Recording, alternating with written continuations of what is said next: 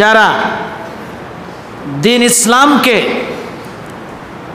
জীবন দিয়ে প্রাণ দিয়ে ভালোবাসে না, যারা কোরআন পড়ে না, কোরআন বোঝে না, কোরআন মানে না, যারা 5 ওয়াক্ত নামাজ ঠিকমতো পড়ে না, রমজান মাসে ঠিকমতো রোজা রাখে না, জাকাত ফরজ হলে জাকাত দেয় না, হজ ফরজ হলে হজ করে না, নফসে আম্মারা ভালো কাজ করতে নিষেধ করে আর খারাপ কাজ করার জন্য নির্দেশ করে। যত মানুষ মিথ্যা কথা বলে, নফসে আম্মারার কারণে মিথ্যা কথা বলে। যত মানুষ মানুষকে গালিগালাজ করে, অশ্লীল ভাষায় গালি দেয়, নফসে আম্মারার কারণে মানুষ হয়ে মানুষকে গালি দেয়। যত মানুষ মানুষকে মারে, আঘাত করে, নফসে আম্মারার কারণে এই কাজটি করে। যারা জিনা করে, ব্যভিচারী করে, নফসে আম্মারার কারণে জিনা ব্যভিচারীর মতো জঘন্য অপরাধে লিপ্ত হয়। নফসে আম্মারার কারণে সুদের সাথে সম্পৃক্ত হয়, সুদের সাথে জড়িত হয়। নফসে আম্মারার কারণে ইসলাম বিরোধী আন্দোলনে শরিক হয়। নফসে আম্মারার কারণে জমিনের আল ঠেলে, চাঁদাবাজি করে, নানা ধরনের প্রতারণা করে। এক কথায় নফসে আম্মারা সকল প্রকার অন্যায়, অশ্লীলতা, নাফরমানি, সীমালঙ্ঘন করার জন্য নির্দেশ করে। বলুন নাউজুবিল্লাহ। আজ মানুষেরা ভাবে না আমি আল্লাহর গোলাম না নফসের গোলাম। আল্লাহর গোলামি না করে অসংখ্য মানুষেরা, শত শত নয়, হাজার হাজার নয়, লক্ষ লক্ষ নয়, কোটি কোটি মানুষ, অগণিত মানুষ নফসে আম্মারার নির্দেশে, নফসে আম্মারার ধোঁকায় পড়ে সব ধরনের অন্যায় কাজে লিপ্ত হয়। এই যে অন্যায় কাজ মানুষেরা করে, এরা নফসের গোলামি করে। আর যারা ভালো কাজ করে তারা আল্লাহর গোলামি করে। কোরআনে কারিমে আল্লাহ রাব্বুল আলামিন বলেছেন আব্দ। এই আব্দ মানে হচ্ছে দাস। আমরা সকলেই আল্লাহর দাস, আমরা সকলেই আল্লাহর গোলাম। আল্লাহর গোলামি না করে আমরা যদি নফসের গোলামি করি তাহলে আল্লাহ তাআলা বেজার হবেন। কারণ আল্লাহ রাব্বুল আলামিন হচ্ছেন আমাদের সৃষ্টিকর্তা। আমাদের মাথা থেকে পা পর্যন্ত অঙ্গ প্রত্যঙ্গ সব কিছুই আল্লাহ রাব্বুল আলামিন সৃষ্টি করেছেন। আল্লাহ রাব্বুল আলামিন আমাদের হায়াত দাতা, তিনি আমাদের হায়াত দিয়েছেন। আল্লাহ রাব্বুল আলামিন আমাদের রিজিক দাতা, আমাদের রিজিকের ব্যবস্থা আল্লাহর পক্ষ থেকে সার্বক্ষণিক আল্লাহ রাব্বুল আলামিন ব্যবস্থা করছেন। বলুন সুবহানাল্লাহ। তো আল্লাহ রাব্বুল আলামিন আরশে আজিম থেকে দেখেন, আমি আমার বান্দাকে সৃষ্টি করেছি, আমি তাকে দাস বানিয়েছি, আমি তাকে গোলাম বানিয়েছি, জমিনকে বিছানা করে দিয়েছি বিচারণ করার জন্য। যা কিছু বান্দার প্রয়োজন সব কিছু আমি আল্লাহই দিয়েছি। কোরআনে কারিমে আল্লাহ রাব্বুল আলামিন বলেন হুয়াল্লাযী খালাকালাকুম মা ফিল আরদি জামিয়া। তিনি আল্লাহ যিনি পৃথিবীতে যা কিছু রয়েছে সব কিছুই আমাদের জন্য সৃষ্টি করেছেন। বলুন সুবহানাল্লাহ। আর আমাদেরকে সৃষ্টি করেছেন আল্লাহ পাকের গোলামি করার জন্য। কোরআন কারীমে আল্লাহ রাব্বুল আলামিন বলেন, ওমা খলাকতুল জিন্না ওয়াল ইনসা ইল্লা লিয়াবুদুন, অবশ্যই আমি মানুষ এবং জিনদেরকে সৃষ্টি করেছি একমাত্র আমার ইবাদত করার জন্য। এই ইবাদত মানে দাসত্ব করা, গোলামি করা, হুকুম মানা, আইন মানা। তো আমরা আল্লাহর আইন না মেনে, আল্লাহর হুকুম না মেনে আমরা যদি নফসের হুকুম মানি, নফসে আম্মারা খারাপ কাজ করার জন্য নির্দেশ করে, আজ মানুষ কত নিচে নেমে গিয়েছে। আমরা একটু ভাবি না যে আমরা কত নিচে নেমে গিয়েছি। অথচ আল্লাহ রাব্বুল আলামিন কোরআনে কারীমের ভিতরে বলেছেন, ওয়ালাকাদ কাররামনা বানি আদম, আমি আদম সন্তানদেরকে শ্রেষ্ঠত্ব দান করেছি, মর্যাদা দান করেছি সৃষ্টির ভিতরে। বলুন সুবহানাল্লাহ। এত মর্যাদা, এত সম্মান আল্লাহ রাব্বুল আলামিন আমাদেরকে দিলেন, সব কিছুই দিলেন। আল্লাহর গোলামি না করে আমরা নফসের গোলামি যদি করি, আমাদের পরিণাম হবে খারাপ, পরিণতি হবে খারাপ। নফসের গোলামি যারা করবে তারা জান্নাতে যেতে পারবে না, তাদের ঠিকানা হচ্ছে জাহান্নাম। বলুন নাউজুবিল্লাহ। যত রকম অন্যায় কাজ, মনে রাখবেন, যত রকম অন্যায় কাজ আমরা করি নফসে আম্মারার নির্দেশ ক্রমে করি। নফসে আম্মারা খারাপ কাজ করার জন্য আমাদেরকে উদ্বুদ্ধ করে। এ কারণে সব ধরনের খারাপ কাজে আমরা লিপ্ত হই নফসে আম্মারার নির্দেশে, তার হুকুমে। এবার আসুন আরেকটি নফস, নফসে লাওয়ামা। এটা আমরা সূরা কিয়ামার 2 নম্বর আয়াতে পেয়েছি। আল্লাহ রাব্বুল আলামিন তিনি বলেন, লা উকসিমু বিয়াউমিল কিয়ামা, আমি শপথ করছি কিয়ামত দিবসের। এবার আপনারা সবাই কথা বলবেন, লা উকসিমু বিয়াউমিল কিয়ামা, আমি শপথ করছি কিয়ামত দিবসের, কিয়ামত দিনের। শপথ করলেন কে? সবাই বলুন। সূরা কিয়ামা 1 নম্বর আয়াত। তো মানুষ শপথ করে, মানুষের শপথ আর আল্লাহর শপথ কি এক? কথা বলুন। মানুষ শপথ করে, শপথ করে ভঙ্গ করে। আমাদের কাছে নিউজ আসে, খবর আসে, ছেলেমেয়েরা, যুবক যুবতীরা একটি ছেলে একটি মেয়ের সাথে সম্পর্ক করে, যেটা শরিয়াতে জায়েজ নয়।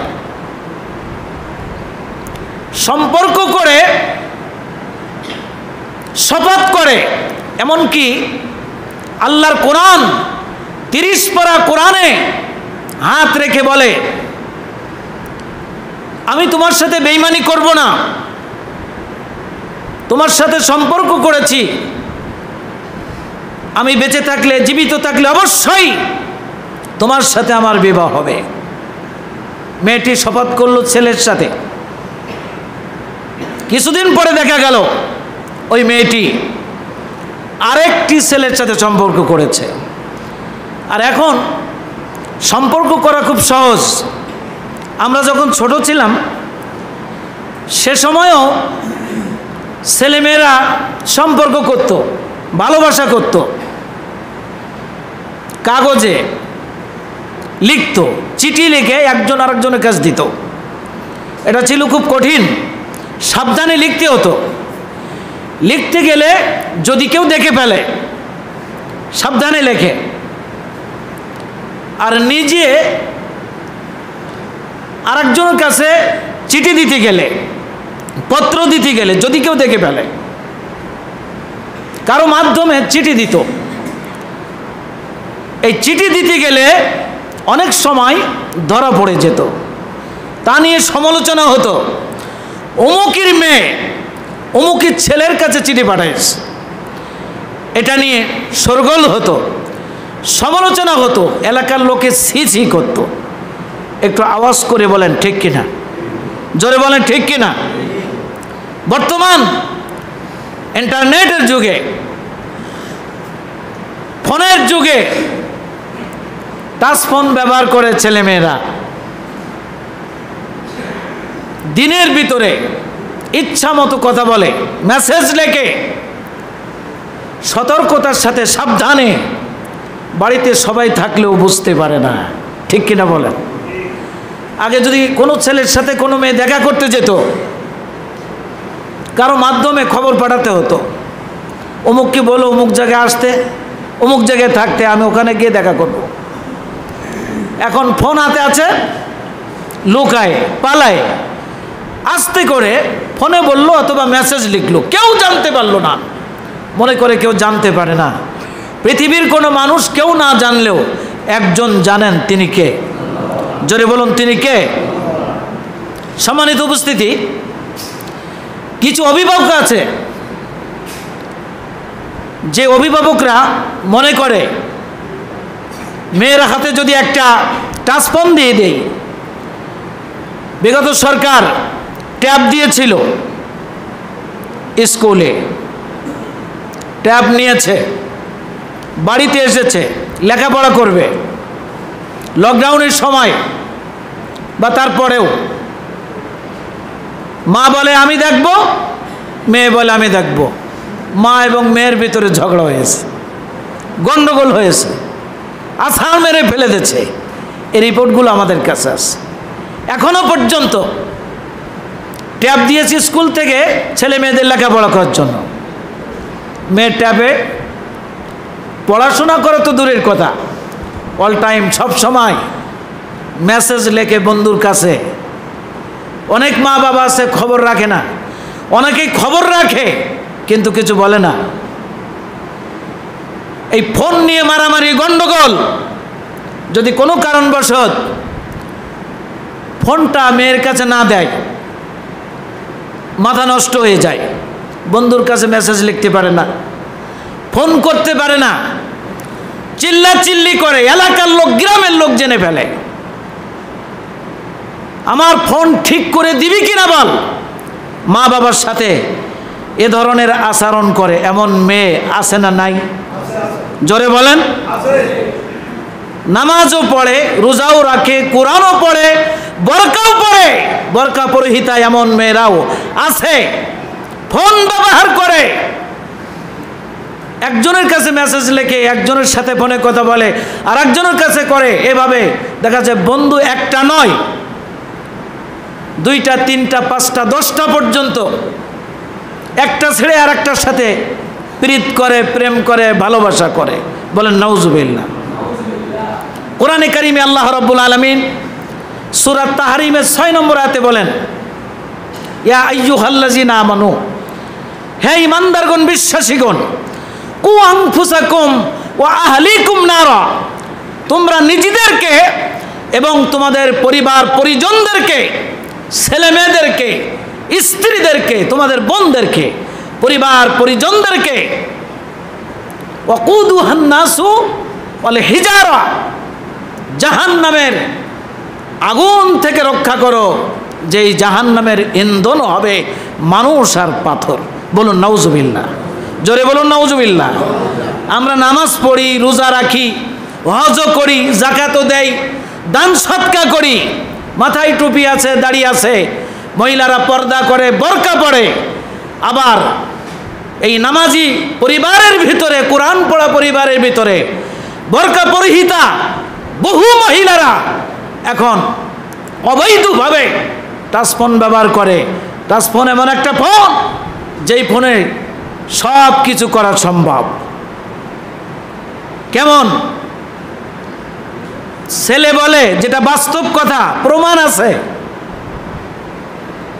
তার যে প্রেমিক ছেলে, সে বলে ভিডিও কল দাও, আমি তোমাকে দেখব। মুখ দেখার পরে এবার বলে ফোনটা একটু নামাও, উন্নাটা একটু নামাও। শরীরের লজ্জা স্থান পর্যন্ত মেয়েরা টাচ ফোনে দেখায়। বলুন নাউজুবিল্লাহ। ভুল বললাম? মেয়ে বলে ছেলেকে, আমি তোমাকে দেখতে চাই, তোমার সব কিছু আমি দেখতে চাই, দেখাও। উলঙ্গ হয়ে ল্যাংটা হয়ে ছেলে মেয়েরা টাচ ফোনে সব কিছু দেখাচ্ছে, এটা হচ্ছে প্রকাশ্য জিনা। বলুন নাউজুবিল্লাহ। অতএব যাদের ছেলে মেয়ে ট্যাব ব্যবহার করে, টাচফোন ব্যবহার করে, অভিভাবকরা সাবধান হন। কিয়ামতের দিন আল্লাহর আসামির কাঠগড়ায় দাঁড়াতে হবে। যত রকম অন্যায় কাজ আমরা করি, সব অন্যায় কাজগুলি করি নফসে আম্মারার কারণে। এবার আল্লাহ তাআলা সূরা আল কিয়ামার প্রথমেই বলেছেন, লা উকসিমু বিয়াউমিল কিয়ামা, আমি শপথ করছি কিয়ামত দিবসের। শপথ করলেন কে? জোরে বলুন। শপথ করলেন আল্লাহ। ওয়ালা উকসিমু বিন নাফসিল লাওয়ামা, আরো শপথ করছি সেই নফসের, সেই মনের যে নিজেকে ধিক্কার দেয়, ভৎসনা করে, তিরস্কার করে। নফসে আম্মারা খারাপ কাজের নির্দেশ করে। 2 নম্বর নফস হচ্ছে নফসে লাওয়ামা। ওয়ালা উকসিমু বিন নাফসিল লাওয়ামা, ওয়ালা উকসিমু বিন নাফসিল, বলুন লাওয়ামা। তাহলে 2 নম্বর নফস হচ্ছে লাওয়ামা। এর কাজ হলো, আল্লাহ তাআলা শপথ করে বলছেন। আল্লাহর কি শপথ করা লাগে? লাগে না। তারপরেও আল্লাহ তাআলা বিশ্ববাসীকে, কিয়ামত পর্যন্ত আগত সব মানুষদেরকে আল্লাহ তাআলা সাবধান করে দেওয়ার জন্য কসম করে বললেন, ওয়ালা উকসিমু বিন নাফসিল লাওয়ামা, আরো শপথ করছি সেই নফসের যে নিজেকে ধিক্কার দেয়, তিরস্কার করে। তার মানে কোনো অন্যায় করে ফেলেছে। ভালো করে বুঝবেন, এগুলো আমাদের জীবনের সাথে সম্পৃক্ত, ঠিক কিনা বলুন? মানুষ অন্যায় করে, অন্যায় করে নফসে আম্মারার কারণে। এবার নফসে লাওয়ামা এর কাজ হলো, যখন সে বুঝতে পারে যে আমি একটা অন্যায় করে ফেলেছি, পর নারীর দিকে কোন নজরে তাকাইছে, ওজনে কম দিয়েছি, সুদ খেয়েছি। সমাজে বহু অন্যায় কাজ মানুষ করে। যে যা করে, অন্যায় করার পরে নফসে লাওয়ামা এর কাজ হলো ধিক্কার দেওয়া, তিরস্কার করা, অনুশোচনা করা, অনুতপ্ত হওয়া। এই যে কাজটা আমি করেছি, এটা ভুল করেছি, কেন আমি এটা করলাম, এটা করা আমার ঠিক হয়নি। এ ধরনের অবস্থা আমাদের সৃষ্টি হয় মনের ভিতরে, ঠিক কিনা? জোরে বলেন। আর যার অন্যায় করার পরেও কোনো রকম অনুশোচনা হয় না, অনুতপ্ত হয় না, মনে বলে না যে আমি এটা খারাপ করেছি, বুঝতে হবে তার অন্তরটা সম্পূর্ণ কালো হয়ে গিয়েছে গুনাহ করে করে।